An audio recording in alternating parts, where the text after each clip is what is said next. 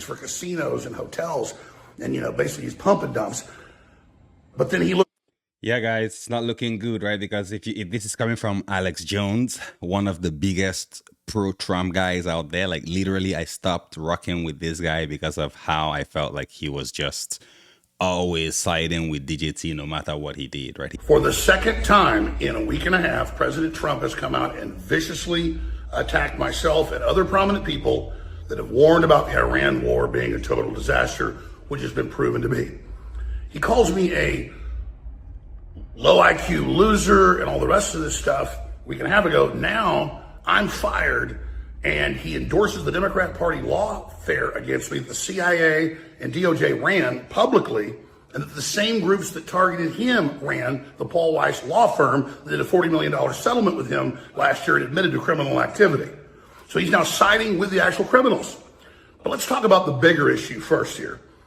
Trump had a 56 approval rating 8 months ago when Doge was roaring and Elon was there and all the rest of it. Now he's got a 33. He's lost 80% of his support in independents.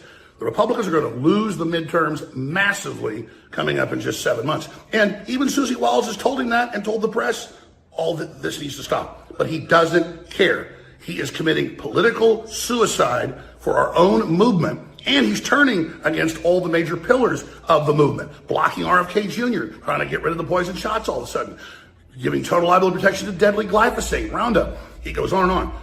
So I don't support this new Trump. But this isn't about his attack on me. It's about the craziness of this when, even on his own Truth Social and in polls, it is wildly unpopular. And he has all these neocon sycophants that were his enemies and never Trumpers praising him and saying how great he is and that we all need to be arrested because we work for Qatar. Well, I sure as hell don't. So here's where we are right now, ladies and gentlemen. We are at a crossroads, and Trump is committing political suicide. Use the Japanese term, seppuku.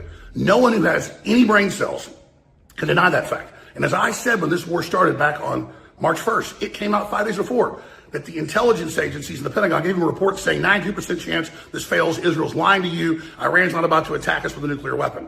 But he went with Netanyahu's lies and his Mossad chief's lies, who said the war could be won in 4 days and then Iran would fall. Now here we are into this almost a month and a half or more.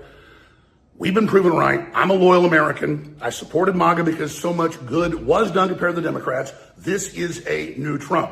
And it's so unhinged. He's the guy that had all these countless bankruptcies for casinos and hotels. And, basically he's pumping dumps. Can't even see it in his face. He's hurting because I think he really liked Trump. He really loved Trump. And I think he does care what Trump has to say about him. Because this same Alex, back in the days when Trump was still going with America first, and could do no wrong in the eyes of Alex Jones, right? He was always happy whenever he's like, oh, Trump watches my podcast. Trump tunes in to know what's going on. So he does like what Trump has to say about him and cares. So right now he's obviously hurt.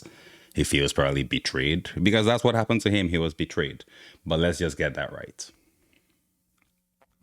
And not turn against what he stood for.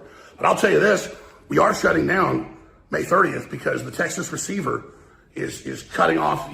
Right. So yeah, as you guys can see, right, like this guy here, Alex Jones, he went through a lot of attacks and everything, all for his love of DJT, and that is how he gets thanked. So I agree with Dan here. I agree with the Hodge twins. It appears that once you don't agree with everything that DJT is selling, hook, line, and sinker, then you're dead to him indeed. And I don't think that that's any way to treat your friends.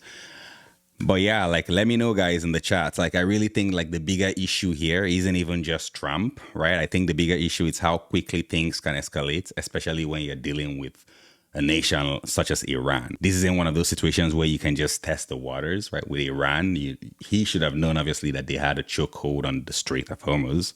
And now they're even talking about other straits as well that they might be able to chokehold as well. I think somewhere in the Red Sea or something like that, right? So that's where it becomes a slippery slope going into Iran. And this is why you had previous presidents in the past that were being very cautious about this particular move. But Trump is the one that took the bait, right? And now he's in, and it appears that he's like a fish out of water. But I want to hear from you guys down in the chat, guys. Do you agree? Do you disagree with the Hodge twins and with Dan Bilzerian on this one? Do you think that Trump has sold out MAGA? Let's talk about it down in the chat, and I'll see you on the next one.